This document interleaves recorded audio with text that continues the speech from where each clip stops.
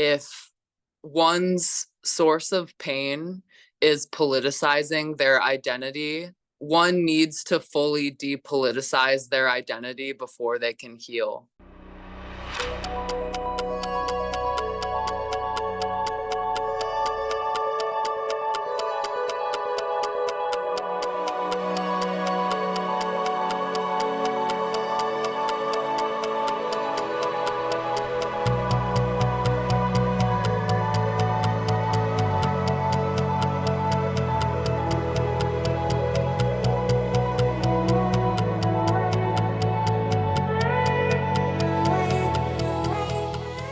Welcome to the Whose Body Is It podcast. I'm your host, Isabella Malvin.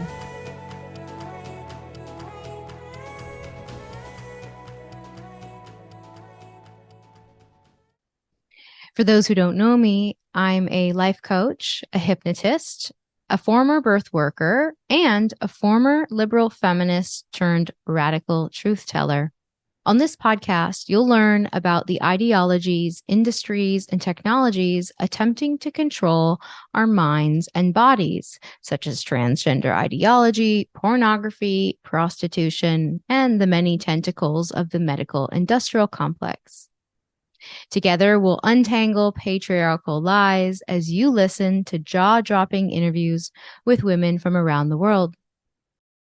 Warning, while listening to this podcast, you might find yourself triggered or perhaps notice where you've been biting your tongue on the issues that matter most to you. In the masterclasses available on my site, as well as my one-on-one coaching and hypnosis, you will learn to stop getting triggered by every freaking thing, learn to cultivate resilience, gain knowledge, and, if we're working together one-on-one, stop unwanted behaviors and increase your self-confidence. You can book your first session and check out the masterclasses in the library at whosebodyisit.com. And I just want to say that it's because of your endless support that I'm able to interview amazing women, get their stories out, and produce regular content for you. So with that being said, please like, comment, and subscribe to my channel on YouTube. And if you're just listening in, leave a rating and review on Apple Podcasts or Spotify, and consider making a financial contribution via the link in my show notes. You can also support the podcast by getting your activist stickers. So my pro-woman stickers have the power to intercept transhumanist programming. So take a photo of your stickers out in the wild and tag me on Instagram at Whose Body Is It. Perhaps you're aware of the harms the gender identity industry is causing women and girls and the predatory strategies at play. The disembodiment crisis has gone beyond common issues women and girls have faced in decades past, like anorexia, cutting, illegal drugs, and alcohol. Now we're confronted with institutionally sanctioned self-hate and the denial of biological reality. In addition, women and girls are being programmed to regard their instinctual disgust towards men who masquerade as women as paranoia and bigotry. While awareness is slowly being raised, many are still embedded in the medical industrial complex, DSM diagnoses, prescription medications, and outdated therapeutic models. Culturally, we're beginning to see the consequences of what isn't working. So where do we go from here? What can we do to fortify ourselves and our daughters in a socio-political climate that enforces the ludicrous idea that sex is a spectrum and our bodies are simply Mr. and Mrs. Potato Head parts that can be mixed, matched, and discarded? How do we teach our girls to occupy their bodies instead of abandoning them? And what are the practical, actionable things we can do in our day-to-day lives to model embodiment?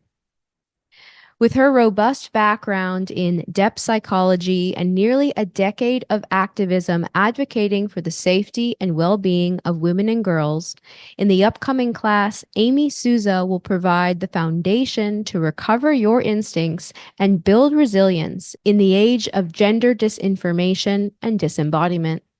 You can either join us live on Saturday, April 13th at 2 p.m. Eastern Standard Time, or buy access to the class and watch the replay. You'll find the link to join in the episode show notes. Without further ado, let's get into this week's story. Leigh, you're back. You're back on the podcast. It's been almost a year since we recorded, and I haven't told you this yet, but up until like a week ago, Amy Sousa's episode was #1 on podcast platforms, and your episode from 11 months ago is now #1 played on podcast platforms. Whoa. Yeah, Oh, yeah, whoa. We got a lot of meat to get into on the yes. update. Yeah. So if this is your first time hearing Leigh speak, hearing me interview Leigh, then I would just like pause this and just go back, listen to the first episode from 11 months ago, and then listen to this one. I guess it could be kind of cool if you listen to this all the way through and then listen to the first one too. Either way, it's going to be full of wisdom, truth bombs. That was such a powerful interview from 11 months ago, and I'm just so glad to have you back. And so, give us like a kind of a brief life update. What have you been doing for 11 months?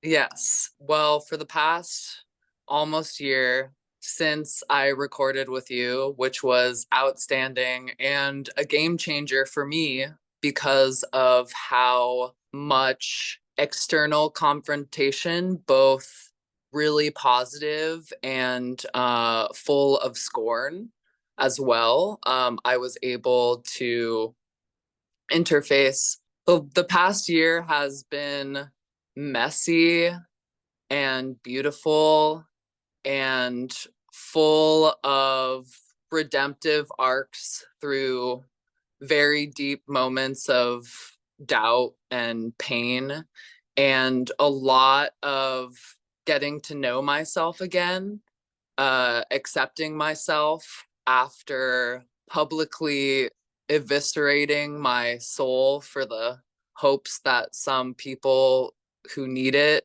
could learn from my mistakes. I switched jobs, went back to my old job. I've been talking to pretty much everybody I meet about my story and seeing where it lands. And for those who aren't familiar with my story, identified as non-binary trans even before the labels were created from age 6 to age 30. Experienced an awakening at 30 after my sterilization at 29 that inspired me to identify as detrans. And crucially, since we recorded, the biggest breakthrough that I've made is detransitioning from detransition. And so I want this interview hopefully to be more conversational, but also to really focus on how, if one's source of pain is politicizing their identity, one needs to fully depoliticize their identity before they can heal. And for me, I'm so grateful for coming out as detrans, for everything I've learned. But if I had stopped there and stayed there, I'd be just as disembodied as I was being trans. And I think it's because of what politicizing your identity forces you to be in your intellect about it rather than in your body about it. And whenever you are unbalanced and ruled by your mind, you're susceptible to extremism. I was susceptible to extremism. I got very proud and very angry after our interview, both as a result of the praise and the warmth inflating my sense of self, but then also feeling equally and viciously attacked by peers and strangers, a mass exodus of peers from my life, from speaking publicly, and sometimes even going too far about extrapolating my pain about the gender confusion to broader issues about queerness or sexuality or even identity at all in America. So I'm so stoked to dive in. As a consequence of my enabling my own misunderstanding, which I was confronted with by how many people only listen to the soundbite, and they really only listen to the soundbite about soft suicide, about transition being a soft suicide, because that's what it was for me.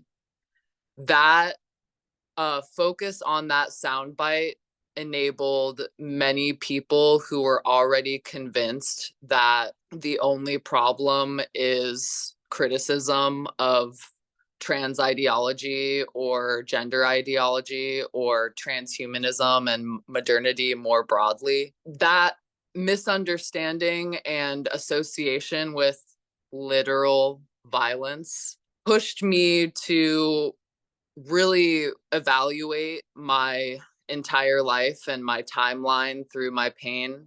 And I decided to write it down because, if anything, people can look through my entire story and my deeply revised and over revised and very thoughtful written word about my life. I made this into a website, detransitionandgrow.org.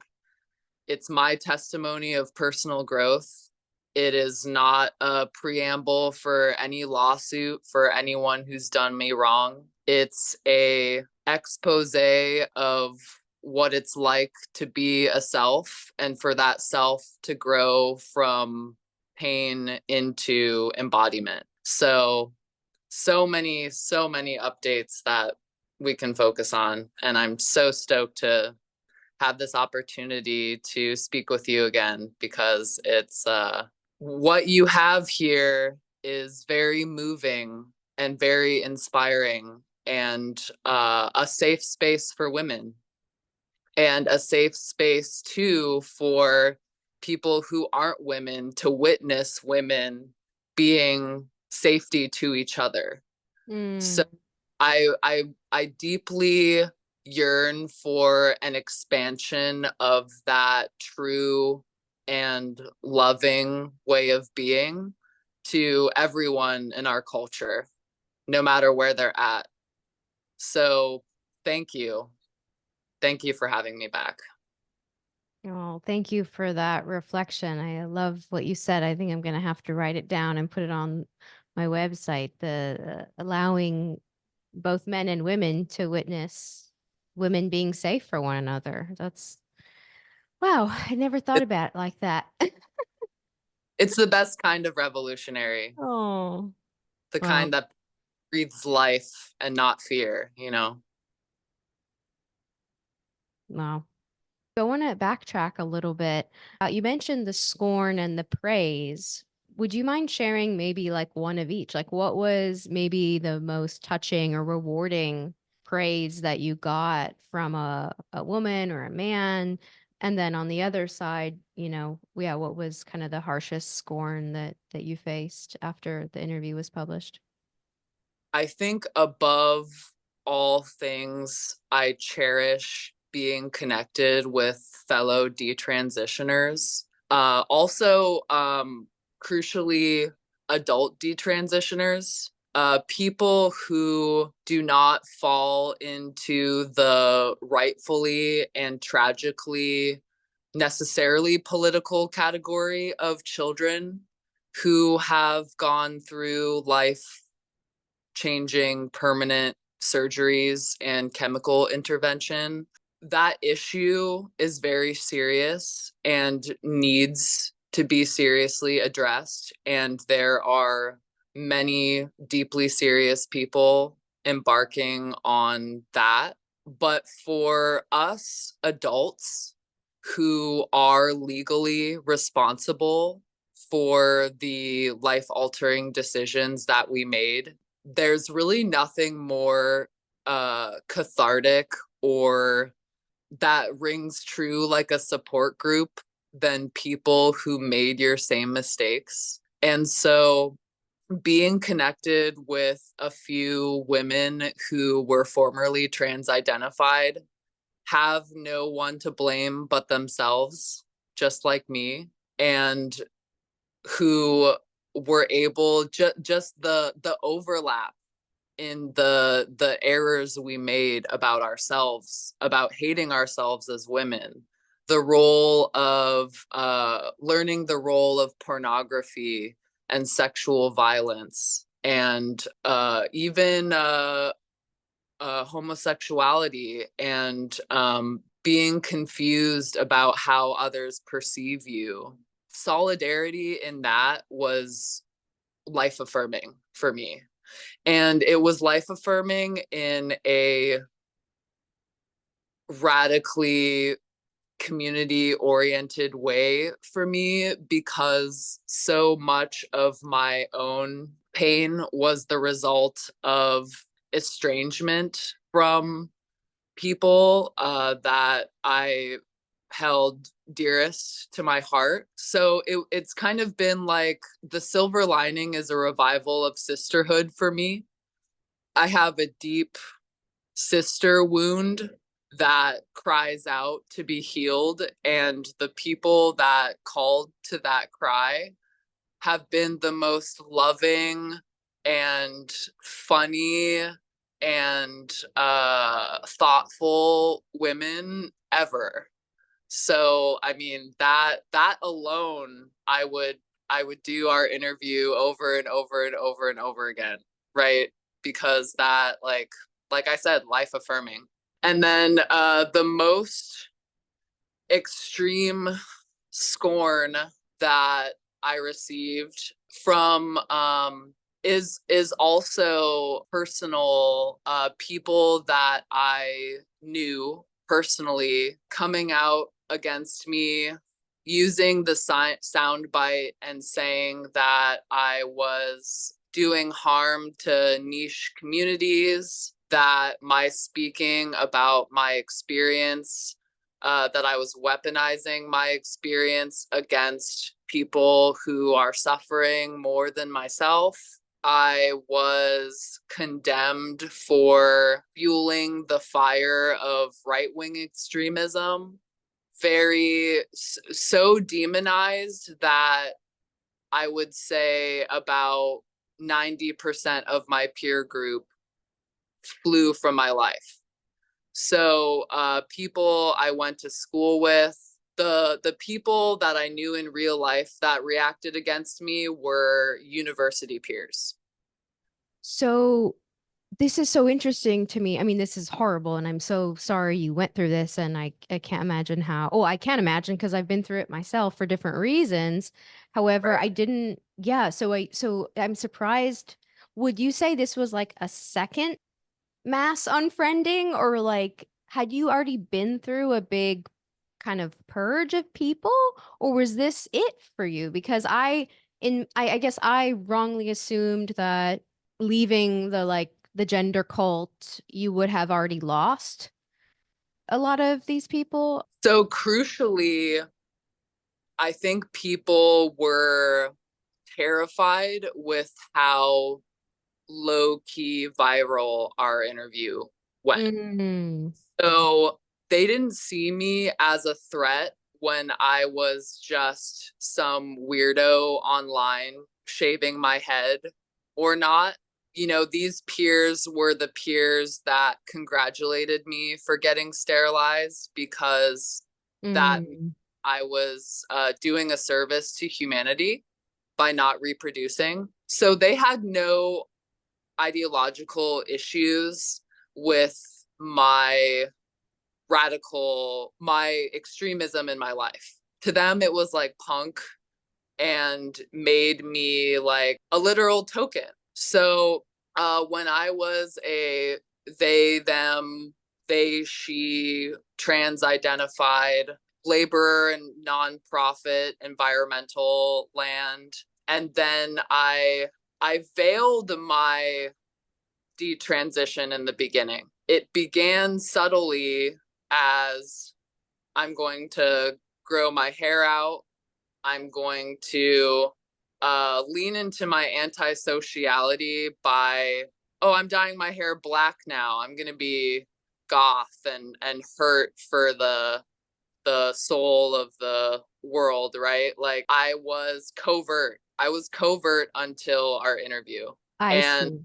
Okay. and crucially, the reason why it took me so long to reach out to you is because a really important person that I had to lose in my life in order to speak publicly about this was my best friend since kindergarten, a sister, a soul sister of mine, a 25-year friendship I ended over being triggered about gender and my relationship there, my friend's ongoing relationship with my sister, who I'm estranged from.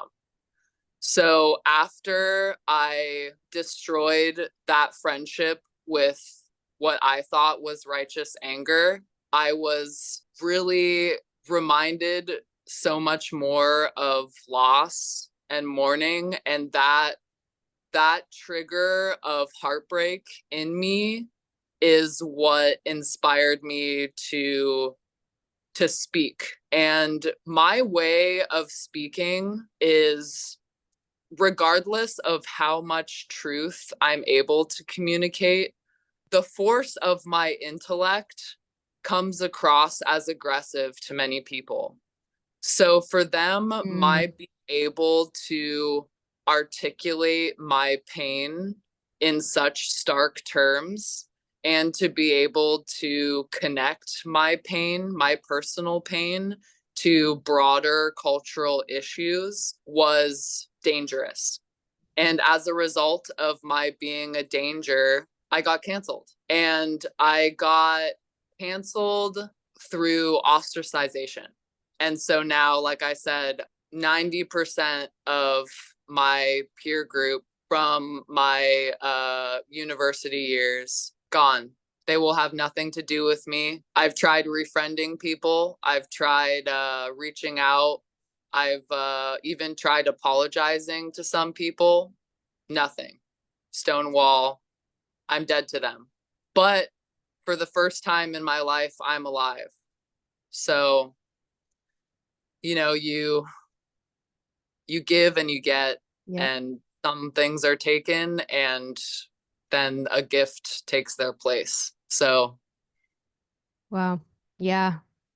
Yeah, and it makes so much sense given what you shared with us, in the first interview about just the location of your university, like, being a coastal, having grown up in a coastal elite city. I can share yeah, that with you. yes. I've been growing up in New York City. I went to RISD.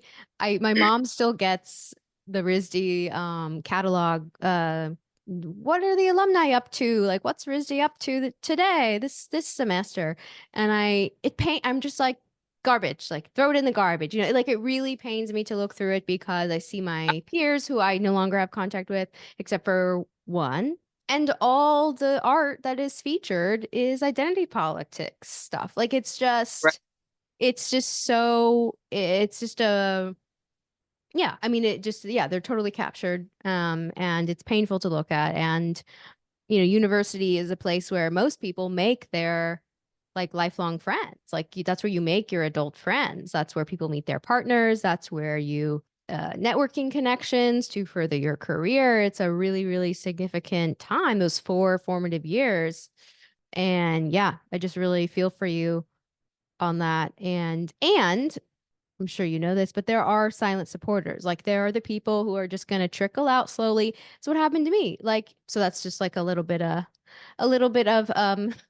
friend medicine on top of all of the big open wounds that come from, yeah, being ostracized. I mean, it's just those core wounds, like being bullied, being left out, knowing other people are telling, your peers not to talk to you. It's a really, it's not the nicest feeling in the world. Right. But so what has been so gratifying for me is that The opposite has been true joining the workforce. I got my master's degree as well in a coastal, less elite city, Humboldt County, so rural Northern California. A very much more even split of social liberalism and social conservatism. And, I would put myself right in the center. I'm not a conservative by any means, and I'm no longer radical, but I am honest.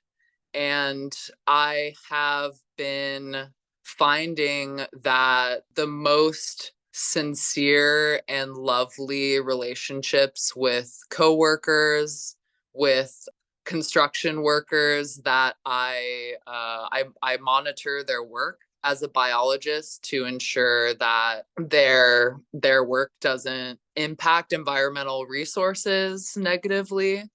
And there's so much solidarity that I've built just being myself. And for as many people as I lost from my intellectual university ivory tower crowd, I've I've gained them back tenfold working in real life. Also, my self-esteem as an employed person compared to a student is like has been a huge game changer. Being able to, by my merit, earn a living wage is a huge game changer. And the generosity that the workers of America have, being able to work together in a team to accomplish really large scale goals, that has transformed me profoundly over the past year and given me so much optimism about how much we have in common. And nobody has canceled me. Crucially, like, one of the reasons why I left one of my companies was out of fear for being fired for our interview. And I actually ended up coming back to that company because the truth of the matter is, they're like, you're a person. You can discuss your true experience of reality however you want on your own time, so long as you're not like, they're not company policies. That's your life. You're valuable as a worker. You do your job right. Like, so long as you're not using the job as a soapbox stand, you're good. You're fine just being yourself. And I didn't believe that. I didn't believe that because I was like, oh, there are some my company ascribes to ESG, as environmental social governance. They're this close away from the social credit score. Like, oh, there's no way they're not going to fire me for thought crime. Absolutely not. Like, that was my extremism.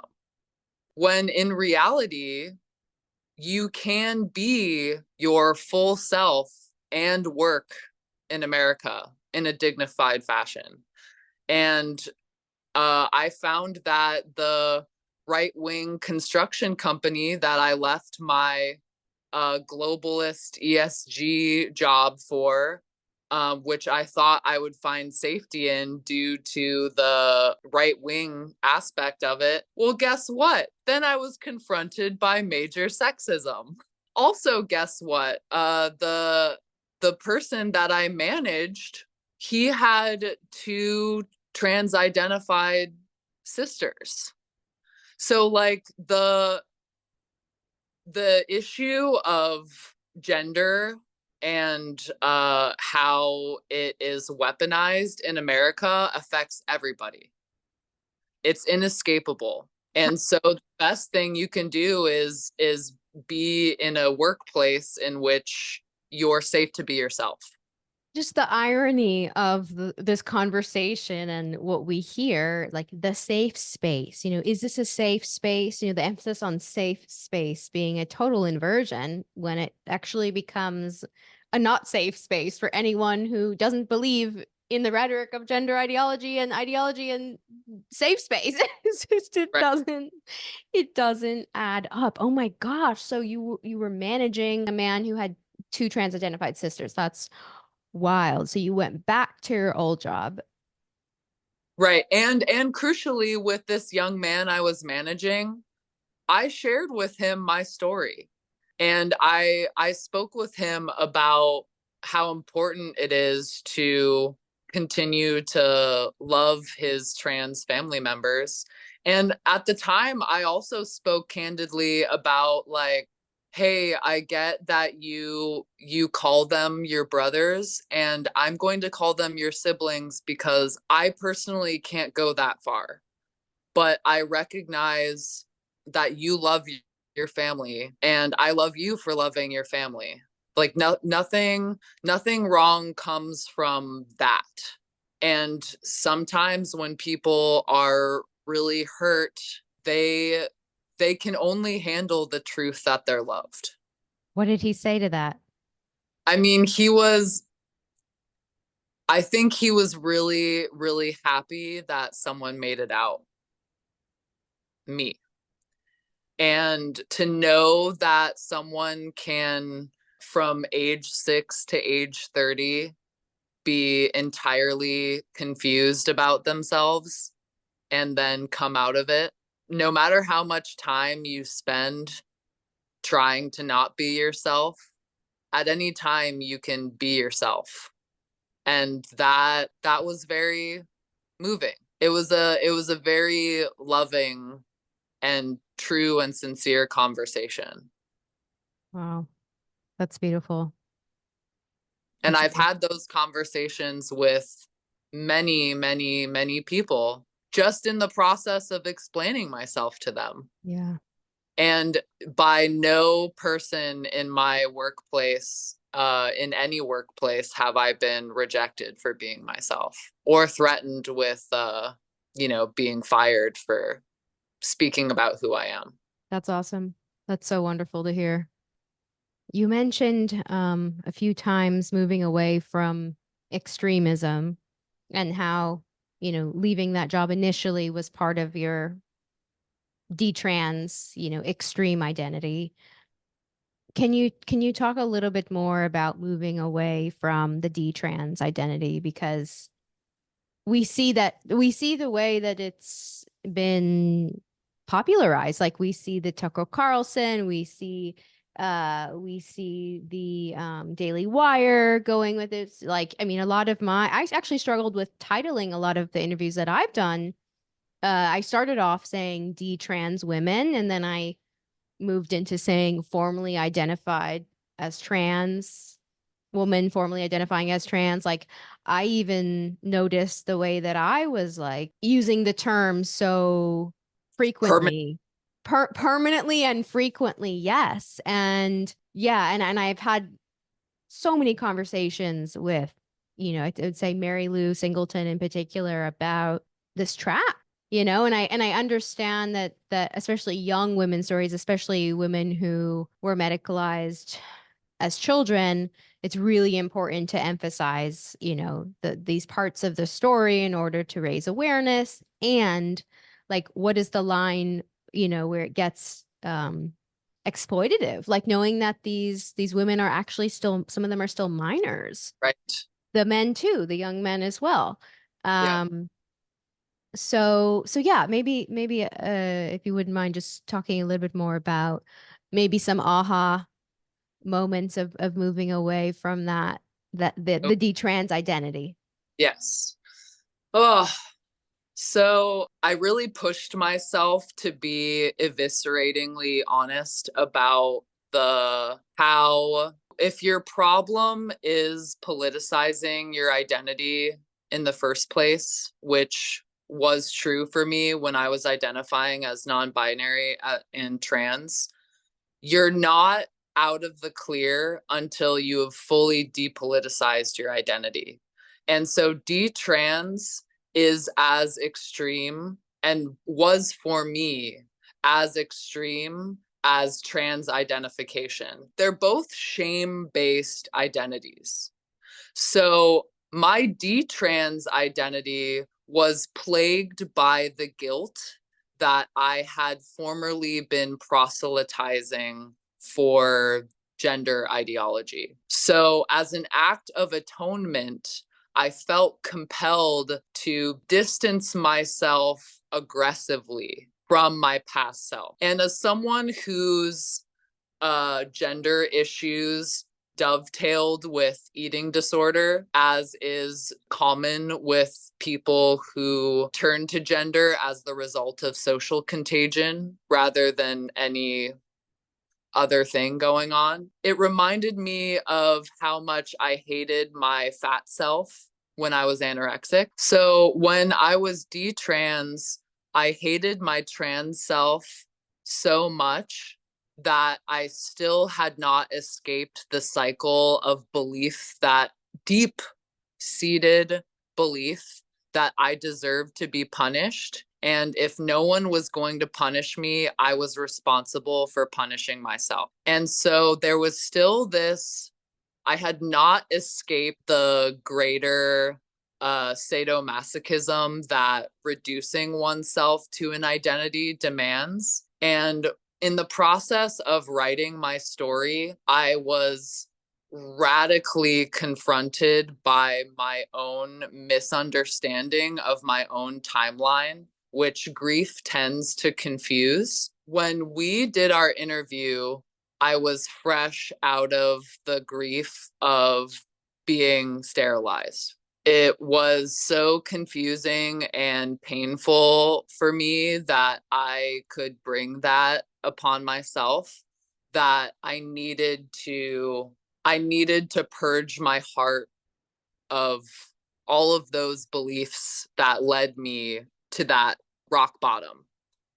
And when I went back through my written record, the actual timeline, what was true is that I actually went through with the surgery after I had already peaked and after I detransitioned. So the surgery that was the fruition of my transition was acted upon while I was beginning to identify as detrans. And by looking at what actually happened to me and when I made crucial decisions, I recall the fact that when I was deeply ashamed of my gender ideology manifesting as confused and sometimes even bordering on the schizophrenic expressions after experiencing sexual violence and shame therein, I deleted my Facebook that I started as a kid. And all of those images, that online persona, like so much of that wasn't backed up. So when I made the decision to delete that account for the first time, I lost years of my life, years of photographic record of my life. So even as I was struggling to populate my written story, detransition and grow with images, I was like, wow, I wish I could find this one picture because it's so perfect. Like when I had a buzz cut shaved head and was wearing all Carhartts and was like totally like I was Phoenix Darkwater. I was a man. I needed to appear as a man to believe I was safe from sexual assault. Like I went through that period. And then I deleted that Mm. archive and now it's gone. Poof. So what happened to me in on the cusp of becoming trans to detrans I was sterilized in June of 2022. When going back through my archives, the only record I have of my surgery is my email confirmation. And I deleted every single photo, every single screenshot, every writing. Like it's a blackout period for me. And so it took friends of mine that I made as a fresh detrans person, where we started a book club in which we read Right Wing Women by Andrea Dworkin, and we read Transsexual Empire by Janice Raymond. That happened around April 2022. I start to detransition in April. When you say detransition, do you mean were you on testosterone at that point? No. So You never took testosterone, right? right. That okay, that So, I remember. Okay, so when you say detrans, you mean yeah, psychological yes. detrans. Okay. A psychological detransition. And I would call it desistance if not for how within the past 5 years or even as far as 10 years, non-binary and trans were conflated. So that combination where all of a sudden non-binary and trans became the same thing, that meant that I could go from the more poetic, abstract, like weird, pretendy thing of non-binary and concretize it with trans. So that too was a transition within my psyche. Oh, I'm non-binary, and wait, now I'm non-binary trans. So I wanted to sterilize myself when I transitioned from non-binary to trans. But what was true is that as I went from trans to detrans, I went through with the surgery when I was technically identifying as detrans. And so when I found out that that's really how the timeline worked out for me, one, it proved to me multiple things. One, that when I was detrans, I was still trans. I still believed that the only way to solve my internal psychological problems was a surgical intervention. And two, that the process of becoming detrans is the same and opposite reaction as identifying as trans for me, because I believed that I was still primarily motivated by terror. And the terror of trans was, I'm going to get raped if I'm perceived as a woman. And the terror of detrans was, there's no way to escape the terror of being perceived as a woman and raped. So I'm going to surgically ensure that I never carry a rapist baby, that I also never subject my own children to a world in which, if they're perceived as vulnerable, they're going to be raped or sexually assaulted. So that's where the extreme of fearing sexual violence was the root of my trans identity, and was equally the root of my Mm. detrans identity. And I needed to detransition from detransition to feel safe in my body as a woman, even though nothing about the culture has changed. And I still worry about sexual assault and rape. I still worry about that for future generations. It's a terrible problem. Like, the fastest growing population of rapists is K through 12.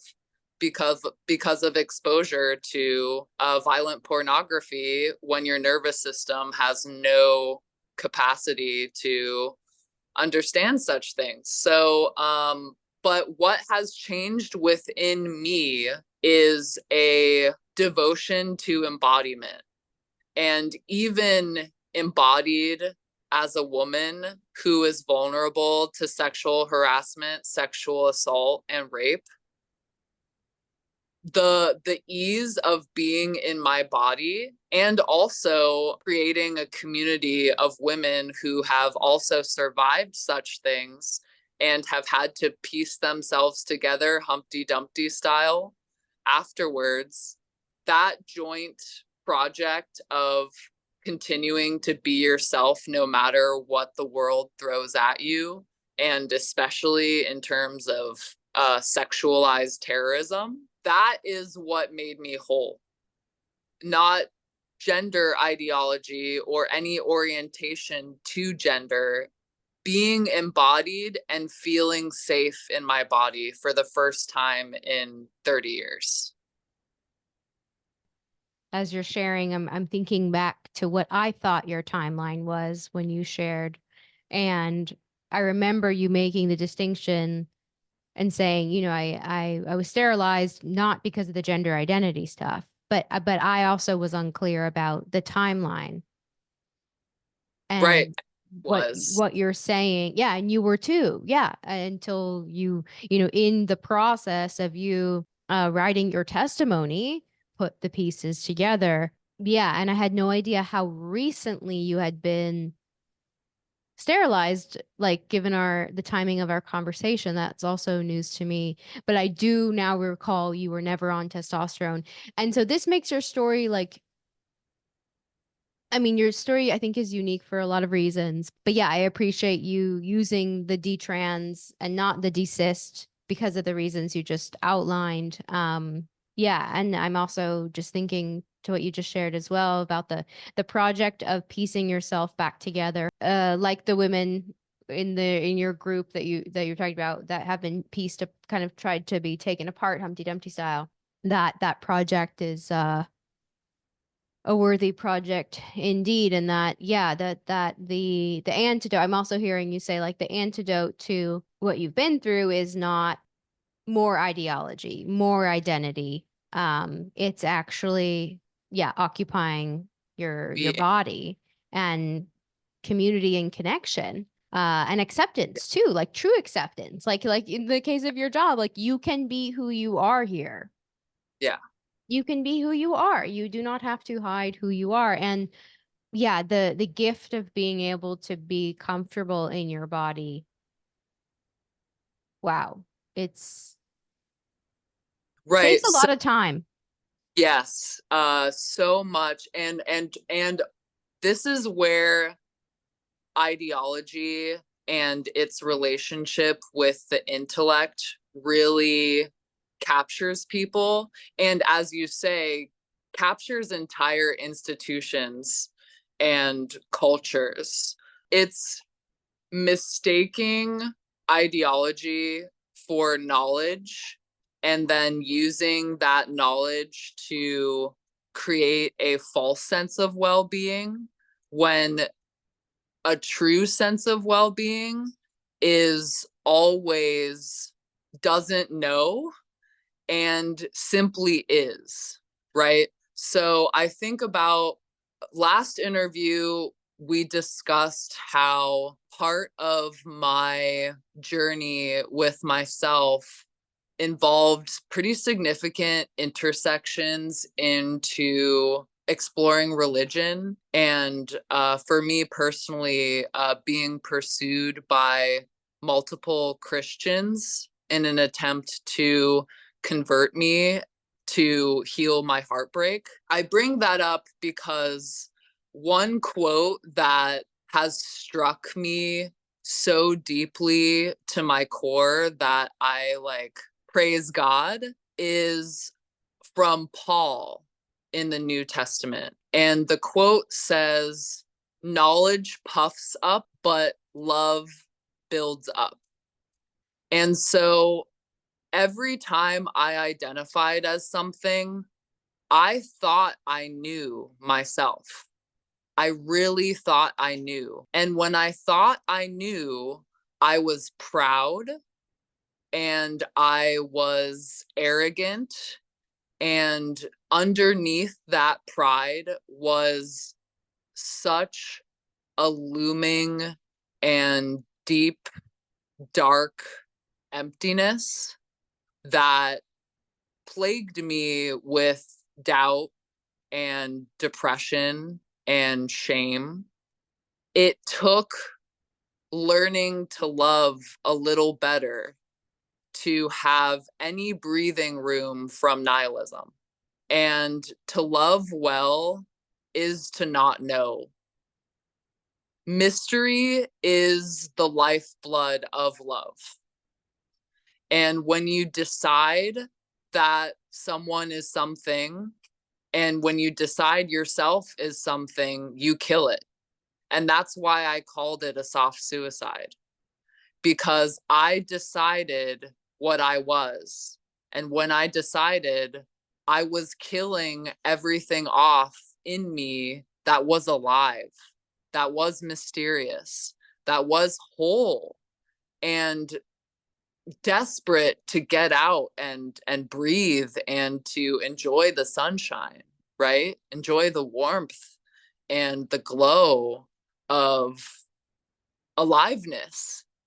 And so if I've learned one thing in this weird life and from my own intellect, it's the more I know, the more violence I do to myself and others. And so, as someone as intellectual as myself, whose baseline is conflating myself with my thoughts, it's a total game changer to be and to breathe and to meditate. And one of the most fun things that I've realized since understanding how dangerous my intellect can be, what do I do to entertain my intellect now? Instead of going online and pretending to be something for other people's approval, I learn. I listen to books on tape. I spend all my like waking free hours that I can handle learning about history and learning about philosophy and touching back on concepts in science, the relativity revolution, quantum science, botany, like whatever. I understand now that part of my being is this mind that needs to constantly work itself out, like chess players burning the same amount of calories as Olympic athletes, right? Like this activity, if you struggle with mistaking yourself for your intellect, the best thing you can do is treat your intellect like the animal it is and take care of it. That's simple. And writing helps. If you are a highly verbal person, sometimes you can only understand yourself better when you put yourself out on the page and get to witness your own mind working out its evolution. And so that's why I wrote. Plenty of my fellow detransitioners have also coped with writing. And I get feedback every day from my new friends that they love the development out of detransition. They love being themselves. And they too have had to let go of politicizing their identity to be happy, to be here, to really enjoy their bodies for the first times in their lives. Mm, makes a lot of sense when you lay it out like that, Leigh. Makes a lot of sense. Yeah. Anyone can do it. And it's not about getting rid of that part of yourself that is the intellectual and is such a critical thinker and loves to solve. It's just about reharnessing it and not letting it be influenced by undue Fear, forces and fear. Yeah.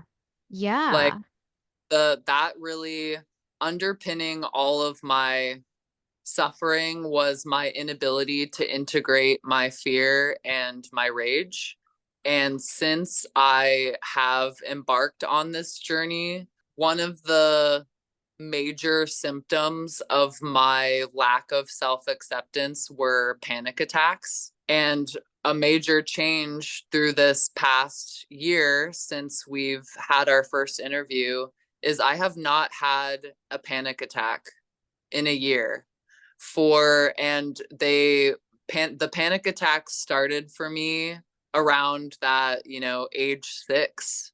So from age 6 to 30, I was regularly having panic attacks in which I they were so extreme that, and talk about fear of my intellect.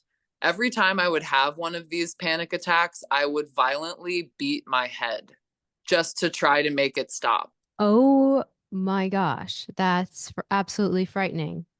So frightening. I mean, talk about like we understand why mental illness is mistaken for demon possession, right? Like it's extreme. The self violence, because you out of lack of self acceptance is extreme and terrifying. I have been extreme and terrifying to my loved ones due to my self hatred from age 6 to age 30. And I'm 31 now and 1 year panic attack free, 1 year free of beating my own head to I mean almost to the thank God I've never gotten a concussion from it, I but like was just gonna say that, it's not a good part of the body to bang on the wall.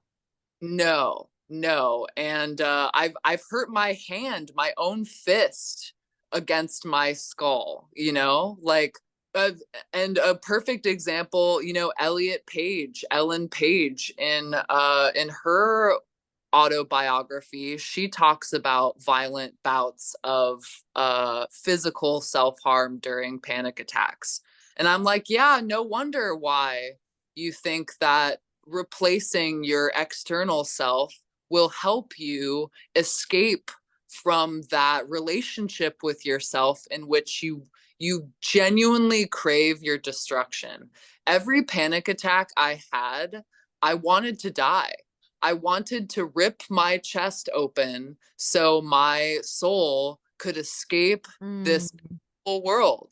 And a year of that not happening has been nothing short of a miracle for me. And if I can do it, anyone can. Wow. That is so remarkable. Wow. I had no idea. Yeah, speaking to you last time, I had no idea how extreme yourself. I mean, you were talking about eating disorders and being sterilized. So, yeah, okay. But yeah, hearing you speak in detail about that process of self-harm and now being 1 year free, that's huge miracle, remarkable, and yeah, an inspiration to any woman who is dealing with adjacent issues or the exact same issue as what you've just described. I mean, Absolutely. wow. Thank you for being so vulnerable and sharing that part of your story. I think it's a really important part. I think it's easy to make up stories that like I'm the worst, like other women have stuff going on, but like I can't recover. My story is worse than all the others. My story is more extreme. I hate myself more. Like Wrong. there's no hope for me. Yeah. So I appreciate, as explicit as that was, I appreciate you, sharing that so that women listening who are dealing with similar or the same issues can be inspired by your evolution. And again, talking to you last year, there was so much evolution and so much clarity, and to know that you're in like this next, I mean, it's really It's remarkable. not And what? And so, sorry, say it again. all uphill from here. All uphill from here. Absolutely. Like you climb the Totally. mountain and the view it's from the ridge lines are breathtaking and awe-inspiring and make you keep going. For as depressed as I was during our first interview, that still was like what is it? The first step of a long journey is the hardest, but once you embark upon being yourself and being honest, it's a process that refines you, not the other way Mhm. around. And so I really am so grateful that we did our first interview, because I wouldn't be here if not for that. Every I wouldn't be here if not for the praise and the scorn and the pride and the humility. It's all a part of it. And when you are able to finally look at yourself from a bird's eye view and behold how magnificent personal growth really is, then there's nothing to fear anymore. There's nothing to rage against the machine about. There's just a clearing for allowing other people to do the same around you because you've done that for yourself. And that social contagion, like if social contagion can be used for our detriment, it can also be used for our benefit. And at this point, that is my little mission on planet Earth. Whoever needs to hear how my journey through shame and embarrassment and self-rejection and battling against my being, if that helps even one person, then I've mission accomplished, right? And so I said that to my friend Ray, who you've also interviewed, and I was talking about like, man, if I would have helped one person, this all would have been worth it. And she's like, Leigh, you helped me. I'm one person. Like I'm myself now because you helped. And I'm like, like that can really just go on and on and on and on. And it does every day. And every time it's a miracle. And I think our nation would do a lot better focusing on everyday miracles instead of ruining the the chaotic conditions that make people so confused enough to need miracles in the first place, right? Like it really matters what we choose to focus on. And going back to love building up, love invites people to be themselves. And so we can all do that for each other. Yeah. And you've done that for me. And Mm. you've helped me do that for others. And those others are helping others go on for others. You know what I mean? It Like is contagious. it's contagious. I love it. This is the love the social contagion. Like wildflower blooms are, Oh, yes. you know what I mean? Life will continue to go on and flourish no matter how we criticize it. Like Yeah. the criticism is a useful tool to a certain extent, but you have to be able to get a break from that in order to really bask in the resplendence of personal growth.